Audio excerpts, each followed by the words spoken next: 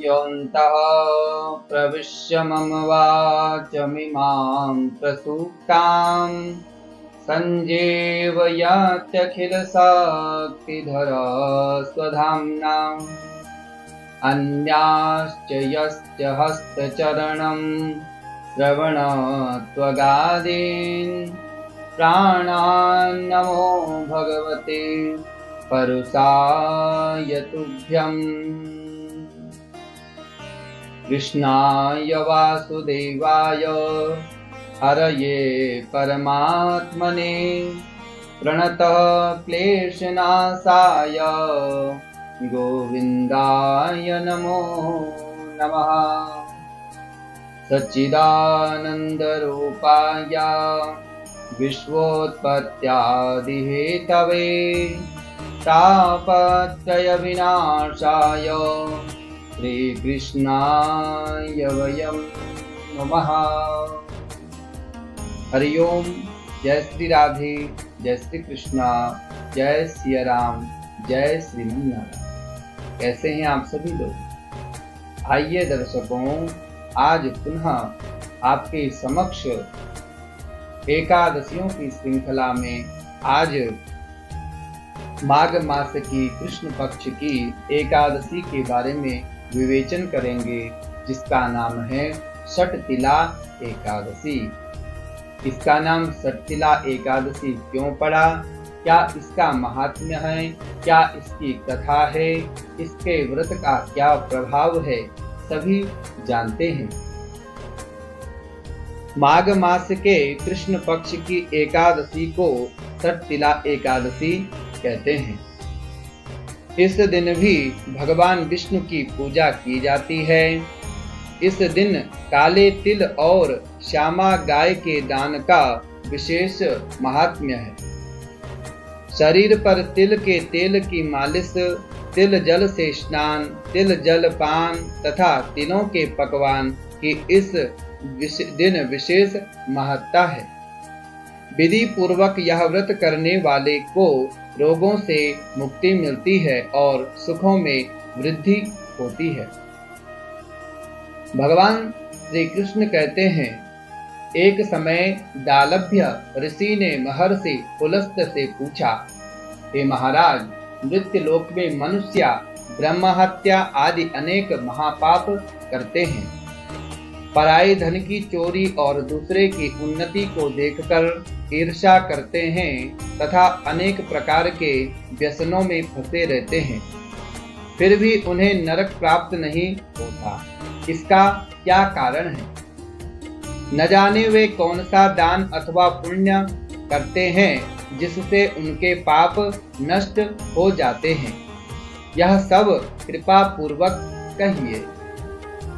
पुलस्त्य मुनि कहने लगे, हे राजन, आपने अत्यंत सुंदर प्रश्न पूछा है।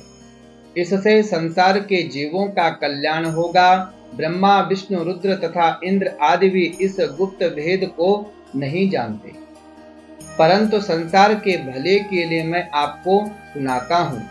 माघ मास के लगते ही स्नान आदि से शुद्ध हो, इंद्रियों को वश में करके काम, क्रोध, लोभ, मोह, अहंकार, ईर्ष्या, अभिमान आदि त्याग कर भगवान का स्मरण करना चाहिए।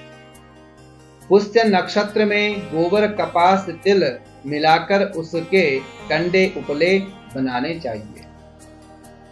उन उपलों में से 108 बार हवन करना चाहिए।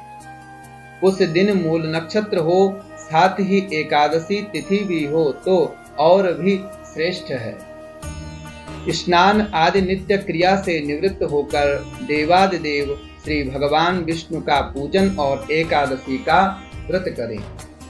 रात्रि को जागरण करना श्रेष्ठ है। उसके दूसरे दिन धूप, दीप, नैवेद्य आदि से भगवान का पूजन करके खिचड़ी का भोग लगावें। भगवान विष्णु का पूजन करके पेठा, नारियल, सीताफल, सुपारी सहित अर्घ्य देते हुए विनय करें, हे भगवान, आप दीनों को शरण देने वाले तथा इस संसार सागर में फंसे प्राणियों का उद्धार करने वाले हैं। हे पुंडरीकाक्ष, आप लक्ष्मी सहित इस अर्घ्य को स्वीकार करे। इसके पश्चात जल से भरा हुआ कुंभ घड़ा ब्राह्मण को दान करे। उस समय ब्राह्मण को श्यामा गौ और तिल पात्र देना अति उत्तम है। तिल स्नान और भोजन दोनों ही श्रेष्ठ हैं। इस प्रकार जो मनुष्य जितने तिलों का दान करता है उतने ही 1000 वर्ष स्वर्ग में वास करता है। तिल मिश्रित जल में स्नान, तिलों का उबटन, तिल मिश्रित सामग्री से हवन, तिल मिश्रित जल को पीना और भोजन में तिलों का प्रयोग तथा तिलों का दान, यह 6 कार्य सट तिला कहलाते हैं। जो 6 कार्य तिलों से किए जाते हैं उनको सट तिला कहते हैं। इनको करने से अपने अनेक प्रकार के पाप नष्ट हो जाते हैं। इतनी कथा कहकर पुलस्त्य ऋषि कहने लगे कि एक समय नारद जी ने भगवान विष्णु से यह प्रश्न पूछा था और भगवान ने सट तिला एकादशी का जो महात्म्य नारद जी से कहा था वह तुमसे कहता हूँ। भगवान विष्णु कहने लगे, हे नारद मुनि, मैं आंखों देखी एक सत्य घटना कहता हूँ, तुम ध्यान पूर्वक सुनो। प्राचीन काल में मृत्युलोक में एक ब्राह्मणी रहती थी। वह सदैव व्रत किया करती थी। एक समय वह 1 मास तक लगातार व्रत करती रही। इससे उसका शरीर अत्यंत दुर्बल हो गया। यद्यपि वह अत्यंत बुद्धिमान थी, फिर भी उसने कभी देवताओं के निमित्त धन और अन्न का दान नहीं किया। इससे मैंने सोचा कि ब्राह्मणी ने व्रत आदि से अपना शरीर शुद्ध कर लिया है और इसको विष्णु लोक तो मिल ही जाएगा, परंतु इसने कभी भी अन्न दान नहीं किया। इससे इसकी तृप्ति होना कठिन है। ऐसा सोचकर मैं एक भिखारी बनकर मृत्यु लोक में उस ब्राह्मणी के पास गया और उससे भिक्षा मांगी। वह बोली, हे महाराज, आप यहाँ किसी लिए आए हैं? मैंने कहा, हे ब्राह्मणी, मुझे भिक्षा चाहिए। इस पर उसने एक मिट्टी का ढेला मेरे भिक्षा पात्र में डाल दिया और मैं उसे लेकर स्वर्ग लौट आया।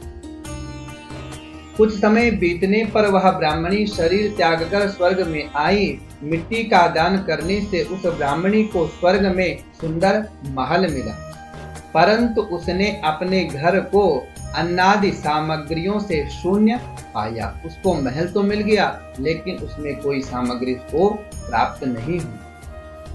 तब वह मेरे पास आकर बोले, हे भगवान, मैंने तो अनेकों व्रत आदि द्वारा आपकी पूजा की, परंतु फिर भी मेरा घर अन्नादि से शून्य क्यों है? मैंने कहा, पहले तुम अपने घर जाओ। देवताओं की स्त्रियां तुम्हें देखने के लिए आएंगी। उनसे सट तिला एकादशी का पुण्य और विधि सुन लेना, तब ही द्वार खोलना। भगवान ने उनसे कहा कि आपने अन्नादि का दान नहीं किया, जिसके प्रभाव से आपके घर में अन्नादि की कमी है। तो उन्होंने कहा कि आप एक उपाय करें कि देवताओं की स्त्रियां तुम्हें देखने के लिए आएंगी, तो उनसे सट तिला एकादशी का पुण्य और विधि सुन लेना, तब ही घर के द्वार खोलना। भगवान के ऐसे वचन सुनकर वह अपने घर आ गई। जब देव स्त्रियां आईं और उन्होंने द्वार खोलने के लिए कहा तो ब्राह्मणी बोली कि आप मुझे देखने के लिए आई हैं, तो सबसे पहले सट तिला एकादशी का महात्म्य कहिए। तब उनमें से एक देव स्त्री ने सट तिला एकादशी का महात्म्य कह सुनाया। ब्राह्मणी ने महात्म्य सुनकर घर का द्वार खोल दिया। देवांगनाओं ने देखा कि वह न तो गांधर्वी है और न आसुरी वन सांसारिक वृद्धा है। उस ब्राह्मणी ने देवियों के कथनानुसार सट तिला एकादशी का व्रत किया। इसके प्रभाव से वह देव कन्याओं के समान सुंदर और रूपवती हो गई तथा उसका घर अन्न आदि समस्त सामग्रियों से भरपूर हो। इसलिए व्रत भी करें, दान भी करें, जिससे हमें स्वर्ग लोक की मोक्ष की प्राप्ति होगी और वहां पर भी हमारे अन्न धन आदि के भंडार भरे रहें। इस प्रकार से यह षटतिला एकादशी व्रत कथा एवं महात्म्य था। तो अवश्य ही आप सभी को सुंदर लगा होगा, आपको पसंद आया होगा। इसी प्रकार से इन वीडियो को नित्य श्रवण करते रहें, भगवान का नाम लेते रहें, अनेक एकादशियों का व्रत लेते रहें, जिससे आप सभी का कल्याण निश्चित होगा। इस षटतिला एकादशी का व्रत करें एवं यह वीडियो अगर आपको पसंद आए तो इस वीडियो को लाइक करें, शेयर करें, कमेंट कीजिए एवं हमारे इस चैनल को सब्सक्राइब कीजिए। आने वाली वीडियो का इंतजार कीजिए, जिसमें आपको जया एकादशी के बारे में बतलाएंगे। तब तक के लिए जय श्री राधे, जय श्री कृष्ण, जय सिया राम, जय श्री।